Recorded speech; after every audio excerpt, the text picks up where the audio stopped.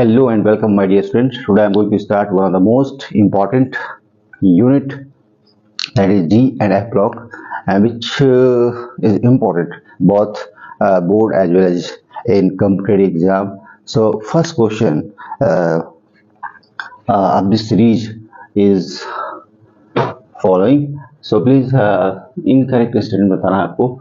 इस क्वेश्चन के अंदर आपको बताना है इनकरेक्ट स्टेटमेंट क्या होगा. आपको दिया है मैग्नेटेट एंड पर मैग्नेट आयंस आर टेट्राहेड्रल. पर हम क्या करेंगे, मैग्नेटेट और पर मैग्नेट आयन का स्ट्रक्चर बनाएंगे, ठीक है, जिससे हम सारी बात बता सकते हैं. यहाँ मैग्नेटेट दिया हुआ है, क्या करेंगे भैया, मैग्नीज,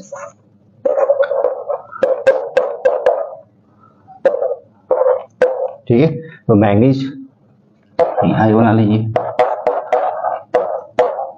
ठीक है. और आपको पता है, इसका तो आपको पता होगा सारे लोगों को कि एमएफ फॉर्मूला पता होता है, एमएफ माइनस पता होता है. तो यहाँ पे आप पता है, यहाँ नेगेटिव कर दीजिए, यहाँ पे दो नेगेटिव होता है, ठीक है. तो इस स्ट्रक्चर में आप देखिए क्या दिख रहा है आपको. यहाँ पे आपको पता है हाइड्रोजन क्या होगा, sp3 होगा, ठीक है. sp3 होगा तो टेट्राहेड्रल होगा. ये भी क्या है, sp3 होगा. ये भी क्या होगा, टेट्राहेड्रल ज्योमेट्री में होगा. तो यहाँ पे manganate and permanganate ion tetrahedral correct statement है, ठीक है. यहाँ देखिए manganate and permanganate ion paramagnetic. आप इसमें देखिए मैग्नीज की ऑक्सीडेशन निकालनी पड़ेगी. मैग्नीज क्या होता है भाई, मैग्नीज आपको होता है इसका जो है एटॉमिक नंबर क्या होता है 25 होता है. आपको पता है एस के इलेक्ट्रॉन होता है और डी का इलेक्ट्रॉन होता है डी में 5 पे. यहाँ पे +7 स्टेट है, यहाँ पे क्या है +6 ऑक्सीडेट, ठीक है. तो इसका मतलब क्या है, यहाँ पे D1 कंडीशन होगी, यहाँ कितना होगा D1 कंडीशन होगी, यहाँ कितनी होगी, यहाँ बताइए, यहाँ पे 7 है, इसका मतलब यहाँ D0 कंडीशन होगी. 5 तो 7 दोनों निकल जाएगा, ठीक है. तो यहाँ पे अब देखिए manganate and permanganate in are paramagnetic, मतलब ये है कि पैरामैग्नेटिक में ये हो सकता है लेकिन ये नहीं हो सकता है, ठीक है. इसका मतलब ये कहीं ना कहीं आपका इनकरेक्ट स्टेटमेंट है. Manganate and permanganate ions are the pi bonding take place by overlapping. ये बिल्कुल सही है, जाहिर सी बात है. यहाँ पे क्या पी पाई डी पाई बॉन्डिंग है, हम कह सकते हैं यहाँ पे क्या है पी पाई और डी पाई बॉन्डिंग होती है. मैग्नीज के पास डी ऑर्बिटल से, इसके बाद पी ऑर्बिटल से, है ना. यहाँ का पी ऑर्बिटल से और के बीच में बॉन्डिंग होती है. तो यहाँ पे बॉन्डिंग क्या है, पी पाई डी पाई बॉन्डिंग भी होती है भाई. और यहाँ पे पी ऑर्बिटल ही मूव करे और ऑक्सीजन के पास कोई दूसरा ऑर्बिटल है ही नहीं, और मैग्नीज के पास क्या है डी ऑर्बिटल से. तो हम ये बात सही है, ठीक है. Manganate ions is green and colour and permanganate ions is purple. ये भी बात सही है भाई. इसका कलर आपको पता है, एक्सपेरिमेंट कराते हैं हम आपको, ठीक है. और बहुत सारे स्टूडेंट है इसको देखा भी होगा. इसका सोल्यूशन कैसा होता है, पर्पल कलर का होता है. बहुत अगर कॉन्सेंट्रेशन ज़्यादा है तो आपको बहुत डार्क दिखता है, ब्लैक दिखता है, लेकिन एक्चुअल में कलर कैसा होता है, परमैग्नेट का पर्पल होता है. लेकिन मैग्नेटेट जो होता है, इस तरह ये जो स्ट्रक्चर है MnO4 6+ जिस ऑप्शन में है, इसको हम कैसे लिख सकते हैं, इसको हम लिख सकते हैं, इसको भी लिख सकते हैं हम लोग MnO4 2- लिख सकते हैं. यहाँ पे कैसे लिख सकते हैं MnO4- लिख सकते हैं. तो इसको हम मैग्नेटेट बोलते हैं, इसको हम परमैग्नेट बोलते हैं. आंसर क्या होगा, आंसर बहुत ही सिंपल है, आंसर होगा बी. आपको क्या पूछा, इनकरेक्ट स्टेटमेंट पूछा है, तो इसमें सारी बातें सही हैं. यही एक बात है जिसमें जो फुलफिल नहीं कर रहा है, क्योंकि यहाँ पे पूछा है कि manganate and permanganate ions are paramagnetic. तो पैरामैग्नेट भी हो सकता है क्योंकि D6 कंडीशन में है, लेकिन ये नहीं हो सकता. यहाँ पर D0 कंडीशन है, D7 condition, highest oxygen state. 3D series का कोई मेटल पूछे तो आप बता सकते हैं कि manganese one of the metals of 3D series which have maximum oxygen state that is +7, ठीक है. तो ये आपका है. और टेट्राहेड्रल बॉन्ड है, हाँ क्या है, टेट्राहेड्रल है. तो आपका आंसर इस तरीके से है. चलिए हम नेक्स्ट क्वेश्चन करते हैं. यहाँ जो क्वेश्चन दिया हुआ है, the magnetic moment of transition metal compound has been calculated to be 3.87 दिया हुआ है. द मेटल इज, कैसे करेंगे भाई, आसान क्वेश्चन है, बताइए है कि नहीं है. बताया मैंने. देखिए अगर आपका फॉर्मूला होता है मैग्नेटिक मोमेंट बराबर क्या होता है, n+2 होता है. कितना होता है, 2 होता है. अब यहाँ पे अगर n की वैल्यू होता है, देखिए यहाँ पे बोर मैग्नेटॉन होता है, ठीक है. ये फॉर्मूला को यूज करा होता है अगर आपको निकालना है मैग्नेटिक मोमेंट, ठीक है ना. ये क्या है, n क्या है, number of unpaired electron, unpaired electron, ठीक है. तो अगर अनपेयर्ड आपका 1 होता है तो वैल्यू आपकी आती है 1 पॉइंट समथिंग आती है, ठीक है. लेकिन 2 नहीं आती. n बराबर अगर आपका 2 दिया हुआ है तो वैल्यू 2 पॉइंट समथिंग होगी. 3 होगा तो क्या होगा, 3 पॉइंट समथिंग होगी. तो ये बात अगर है, इसका मतलब है आपके पास कितना है, 3 अनपेयर्ड इलेक्ट्रॉन चाहिए. कितना चाहिए, 3 अनपेयर्ड. यहाँ देखिए कितना है, यहाँ 24 होता है, यहाँ 25 होता है, यहाँ 26 और यहाँ पे यहाँ पे कितना होता है 24 होता है, यहाँ पे कितना होता है वैनेडियम, स्कैंडियम, टाइटेनियम, वैनेडियम 23, ये कितना है 22 होता है। यहाँ हम निकाल सकते हैं 2 है, इसका मतलब s का इलेक्ट्रॉन d का T4 है। यहाँ कितना भाई, यहाँ पे D5 है, यहाँ कितना भाई D3 है, यहाँ कितना भाई D2 है। इसका मतलब है कि आपका d में कितने होने चाहिए 1, 2 और 3 एम्पीयर इलेक्ट्रॉन्स कितने हैं 3 एम्पीयर। इसका मतलब है कि वैनेडियम आपका आंसर है, किसका है वैनेडियम। 3 एम्पीयर इलेक्ट्रॉन होगा तो आपको यहाँ पे वैल्यू रखेंगे आप, n की वैल्यू 1 है, आप लिखेंगे यहाँ पे 3, तो 3 आपका अगर 3 पॉइंट है 3 रखेंगे तो आपको वैल्यू कितनी आएगी 3.87 आएगी। तो आंसर आपका समझ में आ रहा है, आंसर हो। अच्छा अच्छी बात यह है कि जो मैग्नेटिक प्रॉपर्टी होती है, पूछता है एग्जाम में, आपको बोर्ड एग्जाम में पूछ सकता है कि मैग्नेटिक प्रॉपर्टी आपका डी ब्लॉक है, ब्लॉक में डिफरेंस बताइए। क्या ऐसी बात है भाई, है ना, ज़्यादा किस में होगा कम किस में होगा, है ना। मैग्नेटिक प्रॉपर्टी जो आती है वो किस वजह से आती है, तो पता है आपको, इलेक्ट्रॉन फ्री होते हैं, उनके घूमने से क्या होता है मैग्नेटिक प्रॉपर्टी जनरेट होती है, मैग्नेटिक फील्ड जनरेट होती है। फ्री इलेक्ट्रॉन अगर होंगे तभी हो पाएगा। अगर पेयर में है डायमैग्नेटिक, अगर इलेक्ट्रॉन पेयर में है ऑर्बिटल के अंदर तो डायमैग्नेटिक कंडीशन हो जाएगी, और उस कंडीशन में मैग्नेटिक फील्ड जनरेट नहीं हो पाएगा, जस्ट कैंसिल करेगा। लेकिन अगर अनपेयर्ड इलेक्ट्रॉन है ऑर्बिटल के अंदर तो वहाँ पे क्या होगा पैरामैग्नेटिक बिहेवियर होगा, वहाँ पे जितने भी अनपेयर्ड होंगे उतना ज़्यादा मैग्नेटिक फील्ड जनरेट होगा, मैग्नेटिक प्रॉपर्टी जनरेट होगी। लेकिन यहाँ पे एक्चुअली जो होता है, अगर हम बात बोले कि डी ब्लॉक है, ब्लॉक में तो डी में क्या होता है भाई, डी में पता है आपको ये डी ब्लॉक है, ठीक है। यहाँ पे 1, 2, 3 और 4, यहाँ पे n-1 है, डी कितना है 1 से लेके 10 तक होता है, ये ns2 इलेक्ट्रॉन। यहाँ पे मोस्ट स्टेबल एक्सेलेरेशन होती है मिडल की डी में, डी की बात करें, डी ब्लॉक की बात करें, ट्रांजिशन मिडल की बात करें तो यहाँ पे क्या होती है +2 होती है। और यहाँ पे +2 के कंडीशन में क्या होता है, ये आपका जो बाहर की कक्षा है, बाहरी शेल जो है ऑटोमोस्ट शेल खत्म हो जाएगी, और यहाँ पे क्या बचेगा n-1 डी। और बाहर का एनवायरमेंट क्या है, बाहर का एनवायरमेंट क्या है भाई, बिल्कुल एक्सपोज हो जाएगा डी ब्लॉक, डी सबसेल जो है एक्सपोज हो जाएगा बाहर की तरफ, जिसकी वजह से क्या होगा, यहाँ पे अगर देखेंगे यहाँ पे तो यहाँ पे पहले क्या था 1, 2, 3 और 4, ठीक है, ये हट गया इलेक्ट्रॉन 2 प्लस ऑक्सीजन में आएगा, m+2 में आएगा जब, तो आपको क्या होगा भाई, ये आपका हो जाएगा n-1, डी होगा 1 से 10, ये बाहर कॉन्टेक्ट में आएगा। अब बाहर के कॉन्टेक्ट में आएगा तो क्या होगा भाई, जो स्पिन मोशन है, स्पिन मोशन इलेक्ट्रॉन खुद अपना स्पिन करता रहता है अपने एक्सिस पे, उसकी वजह से मैग्नेटिक फील्ड जनरेट होगा ही। लेकिन ऑर्बिटल जो मोशन है, जो इलेक्ट्रॉन न्यूक्लियस के चारों तरफ घूमेगा, उस मोशन को नहीं कर सकता है, जिसकी वजह से जो magnetic field generate due to the spin orbital motion नहीं हो पाएगा, सिर्फ किसकी वजह से होगा, स्पिन मोशन की वजह से होगा, ठीक है। तो अगर कोई पूछता है डी ब्लॉक में जो ऑर्बिटल मोशन का कंट्रीब्यूशन होता है मैग्नेटिक मोमेंट में कि नहीं, क्या बोलेंगे, नहीं होता है। ऑर्बिटल मोशन का कंट्रीब्यूशन 0 होता है, स्पिन मोशन का कंट्रीब्यूशन होता है, ठीक है। और इसमें क्या बोलेंगे, एक्सप्लेनेशन क्या देंगे कि भाई बाहरी डायरेक्ट वैलेंशियल मतलब वैलेंस से जो डायरेक्ट बाहर की कॉन्टेक्ट में होता है, इसकी वजह से ऑर्बिटल मोशन हिंडर्ड हो जाता है, रुक जाता है, नहीं हो पाता है, ठीक है। लेकिन एफ में ऐसा नहीं है। एफ में अगर बात करें, देखिए अगर एफ की बात करें, तो यहाँ आपका एफ है 1, 2, 3, 4 और यहीं तो स्टार्ट होता है, ठीक है। और यहाँ पे आपका ns2 और ns2 कह सकते हैं। यहाँ पे आपका यहाँ पे क्या है भाई 5 और 5 s p और d 1 से लेके 0 से लेके 1 तक होता है, ठीक है। ये इलेक्ट्रॉन निकल भी जाएगा। देखिए 2 इलेक्ट्रॉन यहाँ का, अगर मैग्नीज की बात करें, सॉरी यहाँ जो आपके मेटल्स हैं वाले मेटल्स होते हैं, इनकी मोस्ट स्टेबल क्या होती है +3, ठीक है। एक्चुअली लेंथराइड्स के बारे में बात करें, ठीक है। बाकी तो जो एक्टिनाइड्स होते हैं मोस्टली क्या होते हैं ब्लॉक एलिमेंट्स होते हैं, वेरिएबल ऑक्सीजन स्टेट होती है वहाँ पे, लेकिन यहाँ पे आपको +3 ऑक्सीजन स्टेट होती है लेंथराइड केस में। तो यहाँ पे आप देखेंगे तो +3 होगा तो 2 यहाँ से निकल जाएगा, यहाँ से निकल जाएगा, तो यहाँ फिर भी क्या होगा कि यहाँ पे इलेक्ट्रॉन है 5s में और 5p में इलेक्ट्रॉन्स हैं, जिसकी वजह से f अभी भी अंदर है, तो बाहर के कॉन्टेक्ट में f नहीं आता है, जिसकी वजह से यहाँ पे इलेक्ट्रॉन का स्पिन मोशन तो होता ही है, साथ साथ में क्या होता है ऑर्बिटल मोशन भी होता है। तो यहाँ पे अगर देखें तो जो मैग्नेटिक प्रॉपर्टी है as compare to D block ज़्यादा होगी, क्योंकि यहाँ पे दोनों मोशन है, ऑर्बिटल मोशन भी है और स्पिन मोशन भी है। तो इसका मतलब यहाँ पे कंट्रीब्यूशन मैग्नेटिक मोमेंट का ज़्यादा होगा as compare to D block. Logic पता है, आंसर आपको, ये तो क्वेश्चन का आंसर आपको दे दिया। इस क्वेश्चन के आधार पर भी क्वेश्चन पूछा जाता है आपको, कभी कभी जो अनपेड इलेक्ट्रॉन दिया होता है आपसे वैल्यू पूछ जाती है, लेकिन कभी कभी वैल्यू देके आपसे इलेक्ट्रॉन अनपेड पूछ देता है। तो बहुत आसान है क्वेश्चन। देखिए क्या करना है इसमें, कुछ नहीं करना। 3 है इसका 3 अनपेड है, 4 है तो 4 अनपेड, 5 है तो 5 अनपेड, ठीक है। मैक्सिमम कितने हो सकते हैं अनपेड, डी में 5, एफ में 7, क्योंकि मैक्सिमम फिर उसके बाद पेयरिंग हो जाती है, ठीक है। नेक्स्ट क्वेश्चन करते हैं हम लोग।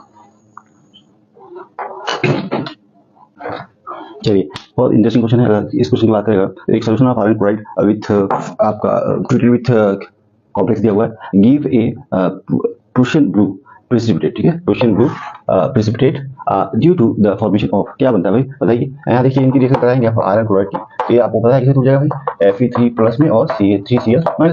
और इसको कॉम्प्लेक्स को देखिए तो यहाँ पे K4 है और यहाँ पे FeCN6 है। अब इसको आप तोड़िए भाई तो यहाँ पे आपको टूट जाएगा FeCN6 और यहाँ पे कितना 4 आएगा भाई, यहाँ पे -4 आएगा, +4 पोटेशियम प्लस हो जाएगा, ठीक है भाई। अब यहाँ देखिए यहाँ पे जो ऑक्सीजन स्टेट है -4 +2 जाएगी ऑक्सीजन स्टेट, हाँ भाई बताया था how to calculate the oxygen state in the complex, ठीक है। यहाँ +2 हो जाएगी सी की -1 है, 6 है, तो -6 + 6 -4 +2, ठीक है। तो यहाँ पे +2 है।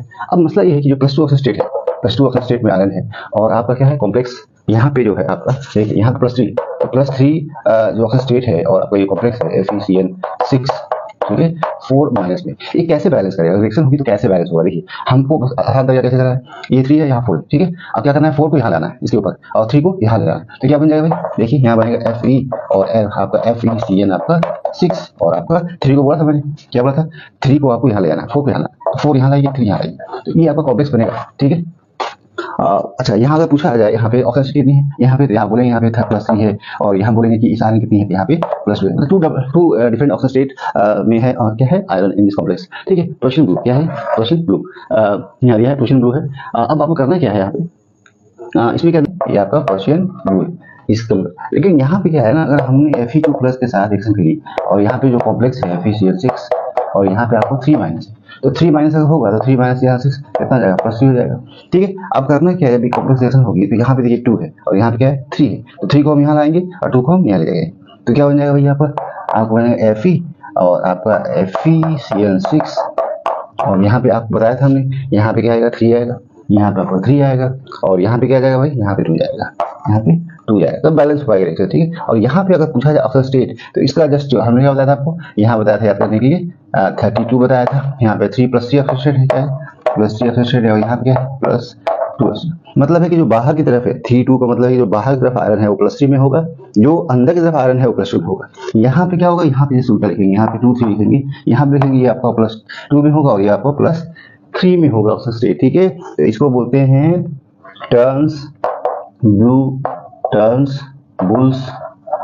बुल्स ब्लू बोलते हैं, क्या बोलते हैं, टर्न्स बुल्स ब्लू। तो ये भी बहुत इंपॉर्टेंट क्वेश्चन है जो एग्जाम में पूछा जाता है, ये आपको याद रखना है, ये आपको याद रखना है। आयरन +3 के साथ रिएक्शन होगी आपका, इसके साथ तो क्या बनेगा प्रोडक्ट है प्रोशियन ब्लू बनता है, लेकिन इसके साथ रिएक्शन होता है तो इसको हम बोलते हैं टर्न्स बुल्स ब्लू बोलते हैं। अब आंसर देखिए क्या होगा, यहाँ पे पूछा है solution of chloride 22 with K4 Prussian blue due to the formation of, बताइए बहुत सिंपल है, कहाँ पे दिया हुआ देखिए Fe4 कहाँ दिया हुआ, Fe4 यहाँ दिया हुआ, कहीं भी दिया हुआ यहाँ दिया हुआ, आप ये बनाएंगे Fe4 एफिशिएंट, ठीक है, कर लेंगे, आसान क्वेश्चन है। इसी तरह क्वेश्चन आते हैं, ये IIT-JEE 2023 में आया हुआ है, कितना 23 में आया हुआ है IIT-JEE, ठीक IIT-JEE, ठीक है।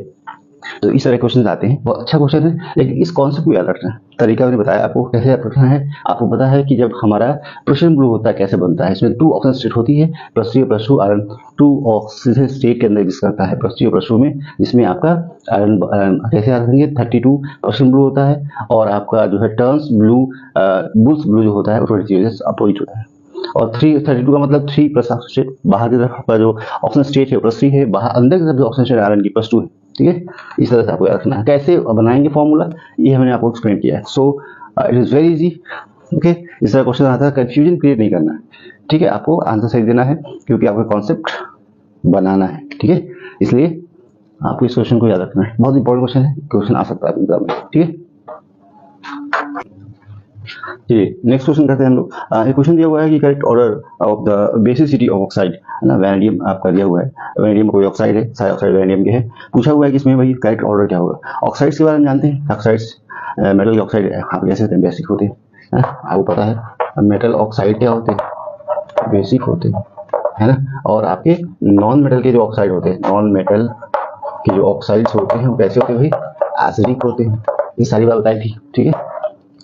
कैसे होते हैं, नॉन मेटल के जो ऑक्साइड्स होते हैं एसिडिक होते हैं, मेटल के जो ऑक्साइड्स होते हैं कैसे होते हैं, बेसिक होते हैं। अच्छा एसिडिक जो कैरेक्टर होता है, एसिडिक जो आपका कैरेक्टर होता है वो कैसा होता है, बढ़ता है कब, जब ऑक्सीजन स्टेट बढ़ती है। तो जैसे उल्टा कर दो, इसका मतलब जो है बेसिक जो कैरेक्टर होगा, बेसिक जो कैरेक्टर होगा वो क्या होगा, कैरेक्टर होगा वो आपका बढ़ेगा जब ऑक्सीजन स्टेट घटेगा, ठीक है। यहाँ पे क्या एसिडिक कैरेक्टर बढ़ता था जब आपका ऑक्सीजन स्टेट बढ़ता था, लेकिन बेसिक कैरेक्टर क्या होगा, बेसिक कैरेक्टर आपका जस्ट उल्टा होता है, क्या होता है, ऑक्सीजन स्टेट अगर बढ़ेगा तो आपका बेसिक कैरेक्टर घटेगा। तो ऐसा कब हो सकता है, जब आपका बेसिक कैरेक्टर घटेगा जब ऑक्सीजन स्टेट बढ़ेगा। तो ये जस्ट रिवर्स रिलेशन होता है। तो बताइए यहाँ पे पहले तो हम ऑक्सीजन स्टेट निकालेंगे, यहाँ पे अगर देखें तो आपका क्या है 3 6, इसका मतलब यहाँ पे आपका कितना है +3, और यहाँ अगर देखें 8 + 4, ठीक है। यहाँ अगर देखें 10 5, ठीक है, यहाँ 5, तो आप अगर देखिए 3 4 5 सबसे कम ऑप्शन यहीं पे है, फर्स्ट पे देखो यहाँ पे ऑप्शन में 2 3 है, यहाँ पे है और यहाँ आपको देखिए यहाँ पे कितना है, यहाँ पे आपका जो है +5 है, यहाँ पे वैरायटी कितना है +5 में है, यहाँ पे कितना है +4 में है। ये ऑप्शन तो होगा ही क्योंकि लोअर ऑक्सीजन स्टेट होना चाहिए। ऑक्सीजन स्टेट अगर लोअर होती है तो हमारा क्या होगा, हमारा जो है बेसिक कैरेक्टर हमारा ज़्यादा होगा, जस्ट रिवर्स होता है एसिडिक कैरेक्टर की, ठीक है, क्योंकि वहाँ पे ऑक्सीजन अगर बढ़ता है एसिडिक कैरेक्टर क्या होता था, बढ़ता था। लेकिन यहाँ पे क्या है, जस्ट इसका मतलब 2 ऑप्शन नहीं होंगे। इन दोनों ऑप्शन में देखेगा तो सबसे लोएस्ट ऑप्शन स्टेट ये है 3 है, 4 है, 5 है, और आपका करेक्ट होगा क्या, first one is most suitable answer as per question requirements, ठीक है। तो यहाँ पे आपको सारी बातें ये सब एक्सप्लेनेशन आपको याद होना चाहिए, ठीक है। एसिडिक कैरेक्टर का बढ़ता है, बेसिक कैरेक्टर का बढ़ता है, ठीक है। और मेटल के ऑक्साइड्स बेसिक्स होते हैं, नॉन मेटल के ऑक्साइड एसिडिक होते हैं। ऑक्सीजन स्टेट बढ़ाने से एसिडिक कैरेक्टर बढ़ता है, नॉन ऑक्सीजन स्टेट कम होती है तो बेसिक कैरेक्टर बढ़ता है। ये सारी बातें आपको पढ़ाई हुई है और याद भी रखना है क्वेश्चन के जरिए से, ठीक है। तो हम नेक्स्ट क्वेश्चन करते हैं। चलिए हम इस क्वेश्चन की बात करते हैं। यहाँ दिया हुआ है अमोनिकल मेटल सॉल्ट, ठीक है, ammonical metal salt solutions give a brilliant red precipitate on the dilutions, है ना, addition of dimethyl oxide metal ion था, ठीक है। यहाँ कौन सा मेटल है जो आपको इस डाइमिथाइल ऑक्साइड रिएक्शन के साथ आपको रेड प्रेसिपिटेट देता है। बहुत नामी ग्रामी अपराधी है, ठीक है, आप इसका आंसर दे सकते हैं, है ना। इसमें निकिल है, ठीक है, क्या है, निकिल है, सब लोग जानते हैं इसको। तो यहाँ पे जो कॉम्प्लेक्स बनता है वैसे जो डाइमिथाइल ऑक्साइड जो आपका जो लिगेंड है, ये आपका एक तरीके से बायोइडेंटेड लिगेंड है ना, ऑर्गेनिक लिगेंड है, जिसमें आपका क्या होता है कि आपका डिटेक्शन के लिए यूज होता है, निकल का, प्लेटिनम का, पीडी का, इन सबको अगर हमको एनालिटिकली डिटेक्ट करना है तो this ligand can be use for the detection of निकल, पीडी, पीटी, ठीक है, कर सकते हैं। तो इसका क्या कॉम्प्लेक्स कैसा बनता है, which type of complex is formed by the reaction of निकल एंड डाइमिथाइल ऑक्साइड। तो आपको पता है लिगेंड, और यहाँ आपका OH है, यहाँ आपका OH है, यहाँ 2 मोल्स है, निकल लिया हुआ है, ठीक है। अमोनिकल सॉल्यूशन किया हुआ है ना, अमोनिकल से अमोनिया लिया हुआ है, बेसिक सॉल्यूशन। यहाँ से क्या करेगा, 2H+ निकल जाएगा, ठीक है।